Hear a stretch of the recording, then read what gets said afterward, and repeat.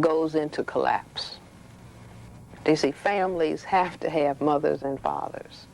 If you take, if you take one father out of a neighborhood, you see, then the child who doesn't have a father can make up the difference with the other fathers. But when you take 90% of the fathers out by a dynamic, you see, you have really crippled the entire people. So that when the father is removed and he cannot play the role as breadwinner, and the mother play the role as, the support giver of the emotional well-being of the children, then you're going to produce certain kinds of behavioral aberrations. If the mother is forced to be the breadwinner as well as the giver of emotional supports, you see, then the emotional supports go wanting. You can produce depression. You see, if a mother, if that balance is not there, the father as the breadwinner, the mother as the primary emotional support of the developing child, if that's not in place, then you can produce symptoms of depression in children. Now, if children are depressed, these are some of the things that they will do. If children are suffering depression and dependency deprivation, they will become preoccupied with sex prematurely, and so therefore we get teenage pregnancy. They will not have the necessary emotional supports to tackle academic work, so we get school dropouts. A sufficient degree of depression, somebody says, well, here, if you drink this, you won't feel so bad, little boy. Or if you take this drug, you won't feel so bad. You'll feel real cool. Do you see? And so that's the way I say that we get teenage pregnancy, we get school dropping out, and we get use of drugs. If you take large numbers of fathers out of a community and male children do not have fathers to model their behavior after and to lean against so that they gain strength and confidence in themselves as male children, then you will have children forming together in gangs. You see, engaging in destructive activity. So I see that all of these plays are, do you see, coming about because the white king is, in our analogy, do you see, put the black king in check. And black people have not understood these dynamics, do you see, or they knew something was happening and they were begging for it to stop, do you see, but it can't stop. And so I say that now, once we make this analysis of what the dynamic of white supremacy is really all about, then we have to go into certain kinds of behavior formation. And one of the kinds of behavior formation is because, see, now we have an epidemic of teen pregnancy. And there's no way in the world that a teenager can rear a child to emotional maturity. Do you see? That's not possible. Okay. So I say that we have to understand that this dynamic, white genetic survival dynamic that has checkmated the black king or put the black man in check, do you see, this is going on. But if we begin to understand that that is happening and then consciously codify our behavior, this is on the black side of the chessboard now, so that I have a rule: no black woman under the conditions of white supremacy should have a child before she's 30. No black male should become a father until he's 35. No more than 2 children, no closer together than 3 years apart. Do you see? Now, what am I doing? See, the white supremacy dynamic is not only putting the black male in check, but it is to inferiorize the behavioral functioning in order to hold an oppression, in order to have that sense of, look at them and I'm superior to them. I really feel genetically inadequate, but I get a psychological kick by seeing them in a very degraded state. Do you see? And so the counter move is to understand what this dynamic is all about. I mean, it's just like if you're in a sailboat and you want to get to a particular point on the other side of the river, you have to know the current of the wind and the current of the river, and you tack against that force to get to the point where you want to go. And so I'm saying that as political, like at this point in time, black people say, well, politics is going to the polls and voting. That is, you know, politics is the power relations between people, you see, but everything you do is an aspect of expression of power or powerlessness. And so black people need to understand that it is a very critical and important part of black politics to bring to a screeching halt the inferiorization of black people brought on by white supremacy but carried out through the dynamic of teen pregnancy. Now, do you think this can be accomplished through your, quote, Democratic Republican parties? Well, we're not. How do you see these as go ahead. I mean, well, no, because you see these party, you know, Republican Party, Democratic Party, I say that these are parties, you know, that are under the white supremacy dynamic. And they are fundamentally about white genetic survival. But Dr. Welsing, someone just said that you have Ron Brown, who's chairman of the Democratic Party. Well, do you see, but it's like in psychiatry, I have to look for the bottom line. You have to make algebraic sums. You don't just look at one number. Do you see? You have to look at the pluses and you have to look at the minuses and you have to come up with an algebraic sum. And so the fact of, you know, one Ron Brown does not make, do you see, just like, you know, one Abraham Lincoln doesn't, you know, nullify the use of Willie Horton. Do you follow what I'm saying? In other words, those parties, and I'm not, you know, I believe that black people should enter the so-called Democratic Party and the Republican Party to teach justice, not to ask for anything.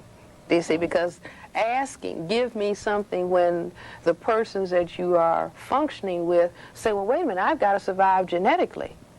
If I give you something, that might empower you to cause my genetic annihilation, so I can't. Do you see? So I say that black people should enter Republican Party and the Democratic Party and enter anything else that they want in order to talk about justice and to educate. Do you see? But you don't count on, do you see? You don't depend on that. That you depend on, do you see, just like, you know, just like basketball, football, or, you know, war, you have to have tactics and strategy for, do you see, your survival. And ultimately what I'm talking about is bring justice to the planet Earth. Do you see? The vast majority of the people on the planet are non-white people. And it's an abomination that all of those people should be in a state of poverty and uneducated and not highly developed. And so it's about bringing justice to the planet so we can have peace. For example, you have you know, people who classify themselves as white, and they talk about the arms race and all the armaments and all the billions and trillions of dollars that are being spent for weapons. Do you see? But it's, you know, if you just talked about the white elderly struggling to, you know, make ends meet, do you see, or the white children that need to be educated. Well, we can't, you know, educate you because we've got to spend this money on armaments. Those armaments are to maintain white supremacy. All those weapons surround all the non-white people on the planet. Do you see? And that old game about it's a capitalist versus a communist, everybody sees, well, that's, you know, obviously that's not real. Well, and where do black soldiers in the military fit in on the chessboard here? Well, they're, you know, you could call them pawns, you know, being used by the other side. I mean, the non-white people are used to, you know, to the extent that they are, you know, my father fought in a war, and I could say the Second World War was about, you know, which white brother is going to have the control of what. But the bottom line was all of those black soldiers did not, you know, achieve equality as a result of fighting in that war. And so we just have to understand. Well, what about the notion of the world war when the whole world was not involved in the war, either war? Wait a minute, the notion that, well, they call it the World War. World War I, World War II. But everybody in the world wasn't fighting. Well, large numbers of people in the world, do you see, were brought into the war. Do you see, World War I and World War II, and who's going to have control of what group of non-white people. Large numbers of the world is divided up. Well, I want you to take me into your office, though, without... Go right ahead. But not charge me anything. This question again about the impact that white supremacy power is having on black children, because you're in the area of child psychiatry, and adults. What are you seeing in your office? What are some of the problems that you see originating out of? Well, I was talking about the destruction of a positive image of self that is developed in black children simply by looking at television or reading books. Do you see, where they don't see their image and the enhancement of their image? That's critical for brain-computer functioning. Do you see, if I'm trained not to love and deeply regard myself, then my functioning is being cut in half. The attack on the black male under white supremacy, I say, is a major reason for the destructive relationships that very often go on between black male and female. Do you see, again, it's like divide and conquer. You see, you can make a man not get along with his wife by refusing to promote him on a job. I mean, that can happen with a white male. Do you see, if he isn't advancing on a job and he starts feeling bad about himself, and so he goes home and kicks a dog and argues with his wife. Do you see, because his sense of self. But most of us will just look at that particular microcosm of this woman and this man and say that, what's wrong with him? Exactly. Or what's wrong with her? Exactly. And not be able to look. Well, we're trained in that way. Do you see? I mean, white supremacy, does the white side of the chessboard tell the black side, now this is a strategy that I'm going to use to defeat you? No. Do you see? If the black side doesn't, perceive it or decode it, then tough luck. So white supremacy never talks about it. I mean, white supremacy says this is a democracy, everybody is equal, da-da-da-da-da. Do you see? But that's not the dynamic that is actually being carried out. Whereas if you taught children in the first grade, this is a white supremacy state. This is the way that white supremacy functions. White supremacy has the goal objective to inferiorize non-white people. We want you to understand this, boys and girls. Do you see, if that was taught, then wait a minute, I'm not going to be inferiorized. I'm going to stay in school 10 hours a day. You see? So that's not taught. So people are not taught that. I could tell people in my office very often, a male and a female black people, 90% of what happens in your marital relationship is determined by white supremacy. To the degree that you increase your knowledge and understanding of what white supremacy is about, you improve the relationship between the two of you. Do you see? Briefly, once again, how does white supremacy power reach into that home, to that African-American home? Well, I keep, again, by attacking, do you see, by attacking the father, the primary breadwinner. Do you see, you control the housing that is available, you control the health care that is available. Do you see? By paying a person a substantially low wage, or by comparison. Do you see? You can raise all kinds of havoc. You can raise havoc by having the black female able to advance on a job at a faster rate than her male counterpart. Do you see? That raises all kinds of havoc in a system that says, well, the male is supposed to be the head of the household. And when you look at the African situation where the family is concerned, you have to say that this is something that has been imposed on us, because the family was not like it is. Exactly. Do you see, we would do well to say we don't have families. I say we have survival units under white supremacy. The family has been destroyed by the dynamic of white supremacy. And at the same time I'm saying that it is it is our responsibility as black people to decode in detail how white supremacy carries out its destructive dynamic, and then you counter play against it, and I mean very seriously. No children until 30 and 35. Married, no more than 2, no closer together than 3 years apart. In your opinion, when is the African American child and adult in a state of good mental health? Well, one can say that as long as we are under major attack by white supremacy and we don't understand that attack. We're not in a good state of mental health. And I think if we look at our condition, if we look at the number of children who are dropping out of school, the number of young people who are in the juvenile justice system, the number of people that are incarcerated, that these are signs that there's not maximal development of the black genetic and constitutional potential. We're under attack, and we have not worked out how to defend and develop ourselves. But and we will not be in a state of optimal mental health until white supremacy is no longer here. But in the meantime, as we are helping to eliminate white supremacy and taking responsibility for our own maximal development, it is incumbent on parents to, number one, be mature parents. Do you see? Meaning be old, no children having children.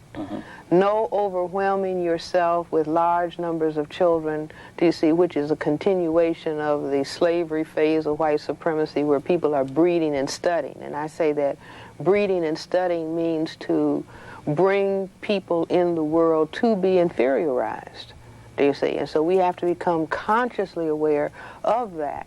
At the same time that I say that the breeding and studying comes about when the white supremacy system is giving welfare payments. Do you see? I don't give you a good job. I don't let you advance on a job, but I keep giving you increments in a welfare check. Do you see? I say that that is a, it's like the slave master. Hattie, if you produce another baby, I'm going to give you another little piece of fat back. Do you see? To work on my plantation. So we have to take control over that. Then we have to, as parents, as older black people, have to show models of positive self-image and self-concept, even though we don't see it on the television, even though we don't see it in magazines and newspapers and the movies, etc.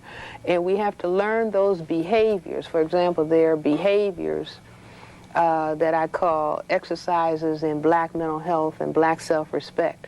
And some of these exercises came from the textbook for victims of racism by Neely Fuller. But stop name-calling one another, stop cursing one another, stop gossiping about one another, stop squabbling with one another, stop being discourteous and disrespectful to one another, stop fighting one another, stop killing one another, stop using and selling drugs to one another, stop throwing down trash where black people have to live, work, and play. Did I say stop stealing, stop robbing? Now, as I said, the pressure of the white supremacy dynamic that forces black people to think negatively about themselves and set up negative environmental conditions will produce these negative behaviors. You see, but that's just like somebody putting you in check from the other side of the board. So you have to learn the tactics and strategies, the behavioral tactics and strategies, do you see, that will stop that from happening. So you're constantly on the offensive and the defense about preserving or evolving and developing a very positive image and concept of self. That's key. The second thing is to for black people in this state of siege of racism, white supremacy, do you see, to continue to put a major emphasis on education. And I have been critical. I don't want to talk about another television program, but I don't like the program Sesame Street. I'll tell you why. I think that it was a program developed for so-called inner-city black Hispanic children. And so you have the background is garbage cans, and then you have this big silly goose. Now, if a program is supposed to be about education, I think it should be presented in a very serious manner. For example, if you look at, I don't know if South Carolina gets Mr. Rogers. Oh, yeah. We do. DC, and Mr. Rogers says, "Good morning, boys and girls. Today we're going to go to an ice cream factory." Not a silly goose. Do you see, and a dumb big bird and a whole lot of noise and creatures coming out of garbage cans. Do you see? We're going to go to an ice cream factory and we're going to see how ice cream is made. Now that's education for children, do you see, who are going to have a responsible role in the society. And so I say consciously or subconsciously, that the Sesame Street is like Bantu education. Now somebody will say, well, they disagree. That happens to be my opinion, and I see it as conscious or subconscious thinking coming from the other side of the chessboard. But I think that to the extent that black people are able, that they should teach their children that education is very, very important, that you cannot ask anybody else to do and make perfect for you, that you must do it and develop it yourself, and you're not going to do it without an education. And I think that black children need to learn about the African past. Do you see, you have done a splendid job with your series, For My People, do you see, in the episodes that you have talking about ancient African history that black people are deprived of. Do you see, that is not taught any place that I know of, and it should be taught, just like I think that white children, if they are taught the history of their ancestors in Europe, fine. Do you see, but then the ancestry and the ancient history of all other peoples should also be taught, not just, well, you were enslaved and in 1863, do you see, Abraham Lincoln emancipated you.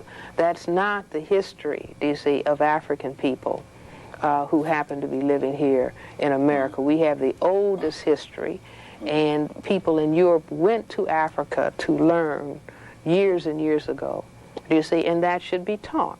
If it's not taught in the school system, then black people have to teach it, whether they teach it in school, in churches, or whether they teach it in homes. But this must be taught. And also, you have to understand the game that's on the table. Do you see, you don't take somebody to the football field and stand them up and say, play, without telling them what the game is all about. You don't go to the chessboard without being taught.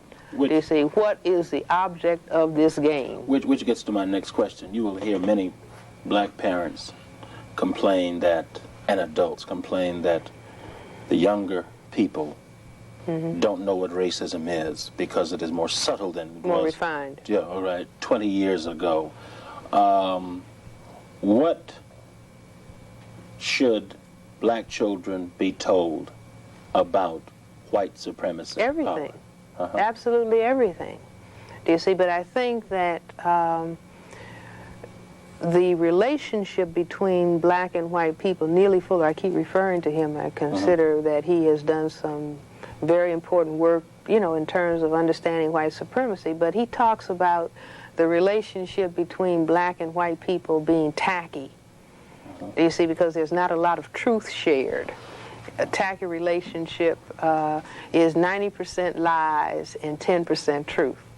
Do you see? And at best, the relationships between black and white people more are specifically, tacky. when you say tacky, what do you mean? Meaning that there's no discussion about white supremacy. Do you see? That's lied about. And Small talk. I mean, it's like a married couple. Do you see? Where they are lying to each other as opposed to sharing truth. That a lot of lies go on, a lot of deceit goes on in the system of white supremacy. And so I think that black parents should tell their children everything, do you see? But instead of, well, I don't want to tell the child because it really is so horrible and I don't want to think about it. Do you see? That's incorrect. What does that produce in the child? Well, it's just a lack of understanding. Do you see, you have the child standing at the chessboard and you don't tell them what the game is all about. You don't tell them the plays that are going to come from the other side of the board, so the child is in a state of, you know, being checkmated, or the other side keeps saying check. And so the child just stands there. I can't play this game. I don't really know what's happening. As a matter of fact, I say that black people greet each other by saying what's happening because we don't know what's going on. You see, now is the time, before we enter the 21st century, for us to fully understand exactly and specifically what white supremacy is all about, and people at all ages should know. What should black children be told about white supremacy? Exactly what we're talking about here. Do you see? And more, that white supremacy is a system of behavior evolved by a tiny minority of people on the planet who are genetic recessive to the majority. And these behaviors that oppress and hold non-white people down are for the purpose of white genetic survival. These are very unjust behavior, boys and girls, or children, you see. And we have been asking that these behaviors stop, but because they consider these behaviors to be survival necessity, they continue. So therefore, this is what we must do. Do you see? We must learn how to take ourselves very, very seriously. Do you see? We must learn how to respect ourselves. We must learn how to respect one another. You see, I say even respect white people. Do you see? But be aware, that's like if you're on opposite teams, baseball, basketball, football, you can respect the team that's playing against you, but know that that team is playing against you. You see? And that ultimately what we're talking about is establishing justice and peace on the planet. But this is like a war that's going on now. Do you see? And our responsibility is to bring justice to the planet Earth. Do you see? But it's going to be a very difficult struggle because the people on the other side are very, very much afraid. And so therefore they are doing some very, very destructive and negative things. We must be aware of that.